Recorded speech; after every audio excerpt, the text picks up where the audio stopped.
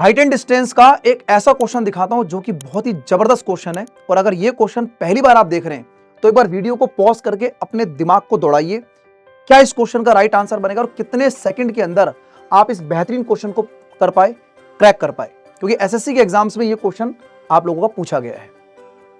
तो एक बार देखते हैं और ईमानदारी से बताना कितने सेकंड में आपने इस क्वेश्चन को उड़ाया। इस क्वेश्चन का डायग्राम अगर आप बनाएंगे तो जैसा कि आपको बोल रहा है कि हेमिस्फेरिकल डोम है, ठीक है, जिसकी रेडियस कितनी है, यानी कि यहां से रेडियस बनेगा √2+1।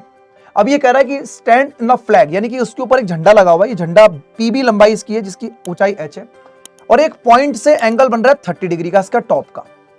After moving a distance d, यानी कि यहां से d डिस्टेंस तक ये आता है और d डिस्टेंस पर आने के बाद ये देखता है कि फ्लैग इज जस्ट विजिबल। तो फ्लैग जब जस्ट विजिबल होगा तो ये बिल्कुल इस तरीके से, ब्लैक वाली लाइन मैंने यहां पर कंसीडर की हुई, ये बिल्कुल इस तरीके से रहेगा तभी, क्योंकि जैसे ही आगे आएगा तो ये छुप जाएगा इस पे, ठीक है। क्वेश्चन कह रहा है कि 45 डिग्री का एंगल बनता है। अब बताइए इस झंडे की ऊंचाई क्या है।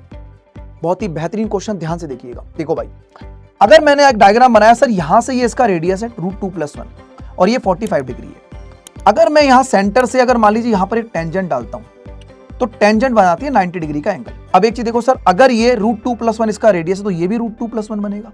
आप कहेंगे जी सर, और अगर मैं आपको बोलूं सर √2+1 है और ये एंगल 45 डिग्री है, ठीक है, तो ये एंगल 90 डिग्री है तो ये एंगल भी 45 बनेगा।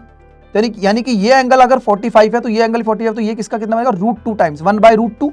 तो √2+1 का √2 टाइम्स, तो ये कितना बनेगा 2 प्लस में √2।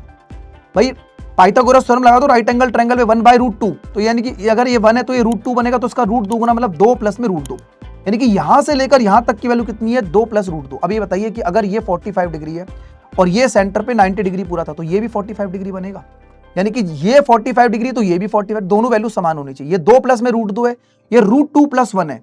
अगर √2+1 है तो ये वाली वैल्यू भी 2 प्लस √2 आनी चाहिए, यानी कि h की वैल्यू 1 बनेगी, तभी तो इनको ऐड करके 2 प्लस में √2 बनेगा।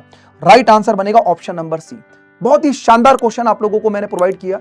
इस क्वेश्चन का आंसर कमेंट सेक्शन में मुझे बताइएगा।